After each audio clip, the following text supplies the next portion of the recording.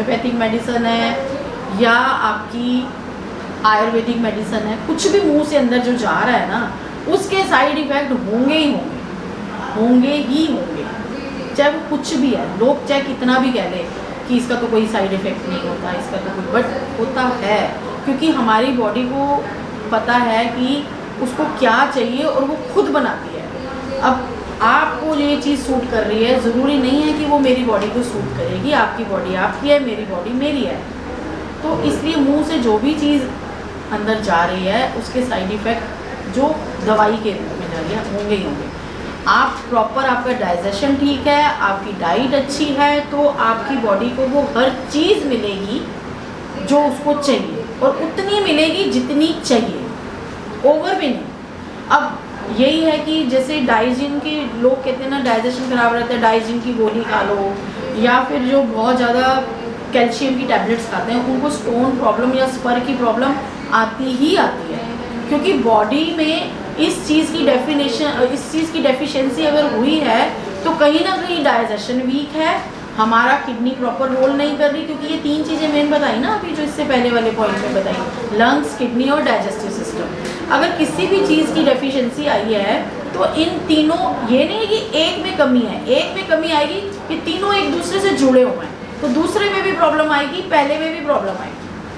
तो अगर आप इस चीज़ का सप्लीमेंट खा रहे हैं अब, तो वो बॉडी में कुछ तो वेस्ट निकल गया, 19-20 उसने एब्जॉर्ब किया, अगर उसने एब्जॉर्ब करना होता तो वो आपकी डाइट के थ्रू ही कर लेता।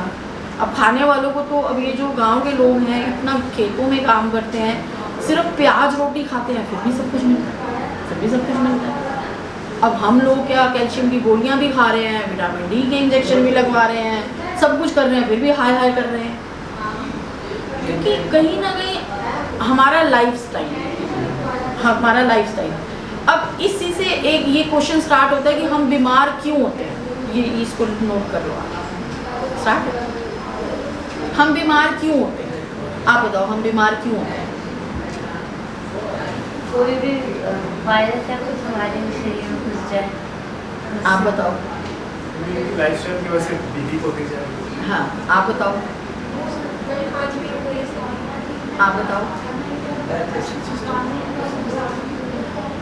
अब बीमार होने के बहुत सारे कारण होते हैं। हमारा गलत रहन सहन, हमारा अपने ऊपर कंट्रोल ना होना। मुझे शुगर है, मुझे पता है मुझे ये चीज़ सूट नहीं करती, बट सामने आई तो कंट्रोल ही नहीं है, थोड़ा सा खा लेते हैं, थोड़े से ही तो, गोली भी तो थोड़ी सी होती है, इतनी सी होती है, कंट्रोल ना होना।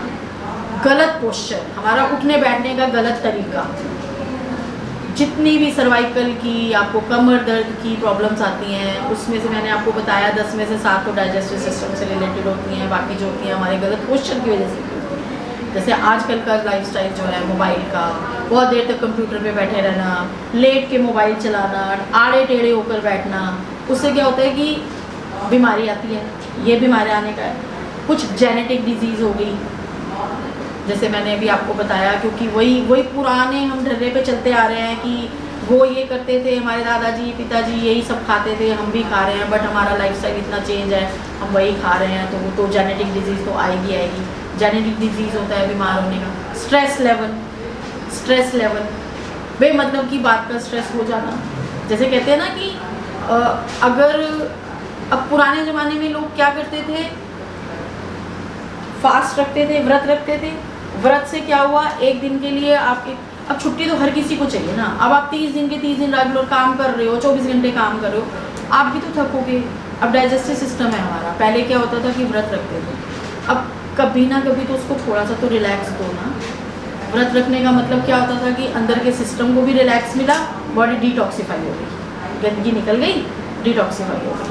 पूजा पाठ करते थे लोग, है ना, भजन कीर्तन सत्संग में जाना, ये सब, उससे क्या होता था, मेंटली रिलैक्स होता था, क्योंकि अच्छे विचार भी चल रहे हैं अंदर, बुरे विचार भी चल रहे हैं। अच्छे विचारों को अंदर ले लेना और बुरे विचारों को बाहर छोड़ देना। पहले लोगों को इतना स्ट्रेस कहाँ होता था, इतना डिप्रेशन कहाँ होता था, नहीं होता था। ये आजकल की उपज है। क्यों? क्योंकि हम लोगों ने इन पुरानी चीज़ों को छोड़ दिया। अब गुरुजी ने जैसे अब ये न्यूरोथेरेपी हमारी थी, ये भी एक बहुत प्राचीन पद्धति थी, पर इसको मॉडर्न करके न्यू मॉडिफिकेशन में हमारे सामने जब लाए है, तो ये पुरानी पैथी ना खोजा, अगर हमारे परम पूजनीय गुरुजी ने खोजा इसको, थी तो ये पुरानी पैथी जो हम भूल गए थे। ऐसे ही अब बीमार होने को स्ट्रेस हो गया हमारा, बीमार होने का कारण गलत रहन सहन, खाना पीना कंट्रोल ना होना, इससे क्या होता है कि हमारे ग्लैंड्स पे इफेक्ट पड़ता है, कुछ ग्लैंड ओवर एक्टिव हो जाते हैं, कुछ स्लो हो जाते हैं, जिससे बॉडी में हार्मोन्स नहीं बनते, हार्मोन्स नहीं बनते तो हमारे फंक्शंस पे, सिस्टम के फंक्शंस पे फ़र्क पड़ता है, हमारी बॉडी में न्यूट्रिएंट्स उतने एब्जॉर्ब नहीं हो सकते, फिर हम लोग बस इस ये कहते हैं ना एक चक्रव्यूह दलदल से हम इसमें घुसते ही चले जाते हैं, घुसते ही चले जाते हैं। ये रीज़न होता है कि बीमार होने का, है ना। तो हम कहाँ से हम बीमार क्यों